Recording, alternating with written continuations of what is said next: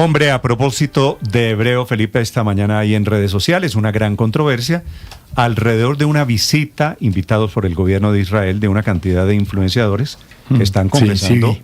Camila, que efectivamente fueron invitados por el gobierno de Israel. Claro, que esta fue una invitación de la Embajada de Israel y les están atendiendo, como se dice en redes sociales, a varios de esos influenciadores colombianos, desde Kika Nieto hasta Joana Fadul o Juan Food Time. También fue Nicolás de Subiría, el chef, con su familia, publicando las fotografías en un paseo que hacen por el Museo del Holocausto, por el Mar Muerto, por Jerusalén. Van a una cena oficial y hay toda una tormenta en redes sociales porque lo que han descubierto en la prensa allí en este país y en Estados Unidos es que Israel ha destinado $900,000 para en 3 meses pagarle a influencers de Colombia y del planeta que muestren la otra cara de Israel, lo que para muchos ya se llama una estrategia de turismo para limpiar el nombre después de la guerra.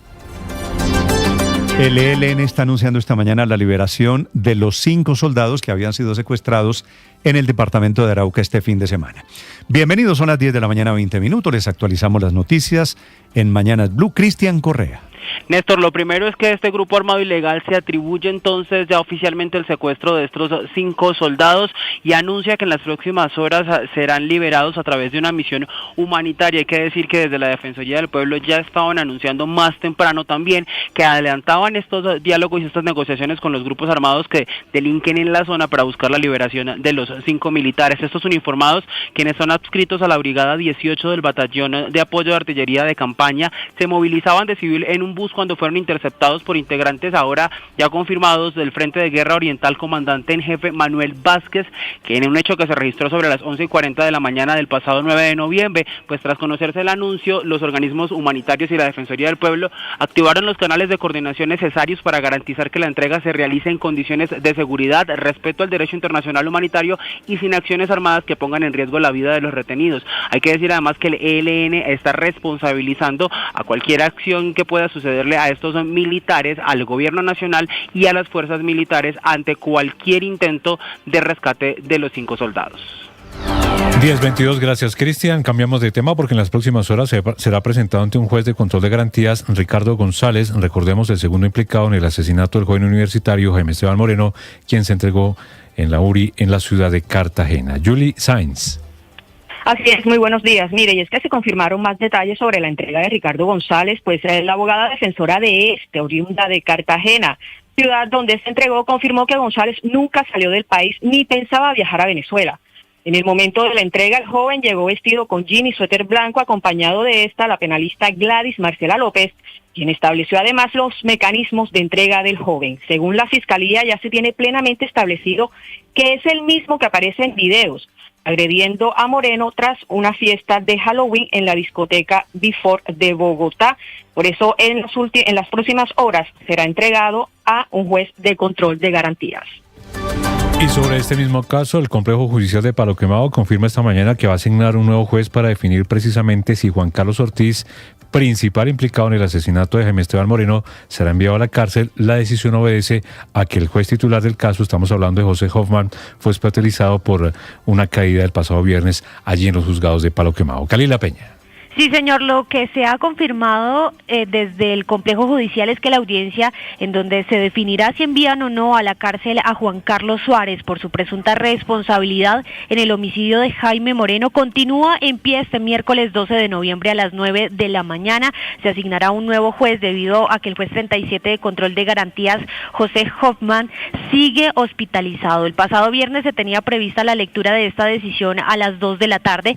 Sin embargo, en la diligencia se confirmó que el juez Hoffman se tropezó cuando se encontraba en una sala de jueces, por lo cual fue trasladado a la Fundación Santa Fe. El juez, quien también estuvo encargado de procesos como las audiencias de alias El Costeño, el de José Arteaga, implicado en el magnicidio de Miguel Uribe Turbay, nació con parálisis debido a un parto complicado, pero logró rehabilitarse y caminar a los 14 años y su habla se formó con ejercicios para liberar la lengua y la faringe, motivo por el cual su historia siempre ha llamado la atención como una historia de superación en la rama judicial.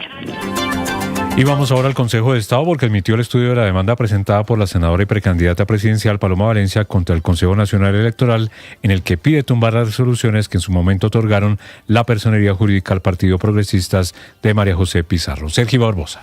La senadora Paloma Valencia presentó una demanda de nulidad ante el Consejo de Estado contra las resoluciones mediante las cuales el Consejo Nacional Electoral reconoció y confirmó la personería jurídica del partido político Progresistas de María José Pizarro. La sección quinta del Alto Tribunal estudiará esta demanda de la precandidata presidencial Paloma Valencia, que pide tumbar esas resoluciones con las cuales se le otorgó la personería jurídica a ese partido. El argumento de esta demanda es que el nacimiento del partido Progresistas estuvo viciado porque se produjo como excesión del maíz cuando este es investigado aún por presuntas irregularidades en gastos de campaña de candidatos para las elecciones regionales que se llevaron a cabo en 2023. Por la solicitud de medida cautelar de suspensión de los efectos de la personería jurídica que presentó Paloma Valencia en la demanda, el Consejo de Estado notificó a los demandantes para que respondan a estos argumentos dentro de 5 días.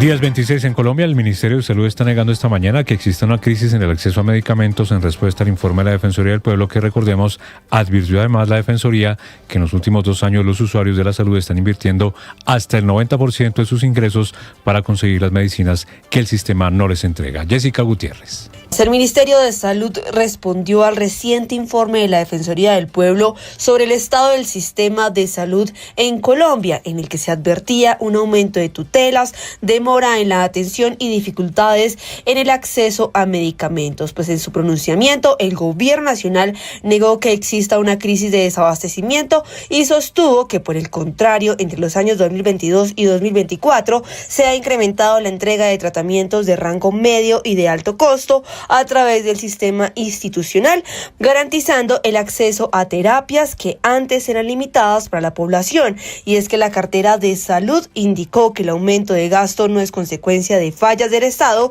sino de los sobrecostos y precios elevados fijados por empresas farmacéuticas y cadenas privadas que, según el gobierno, han influido históricamente en el costo de los medicamentos en el país.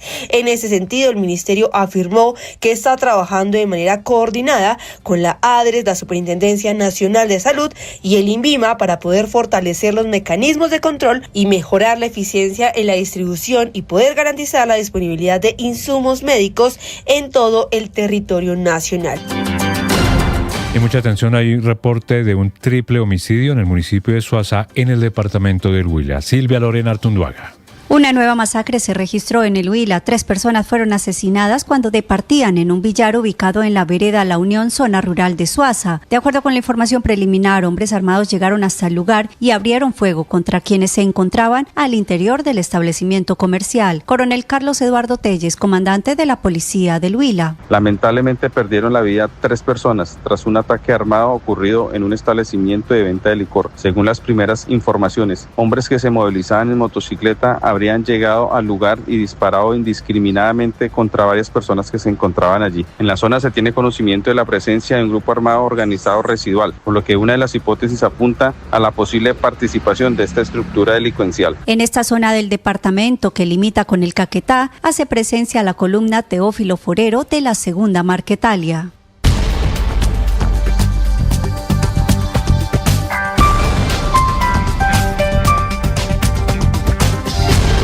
Las victorias y derrotas, la pasión y la afición en juego y los datos de lo último en deportes se lo presenta Mañanas Blue.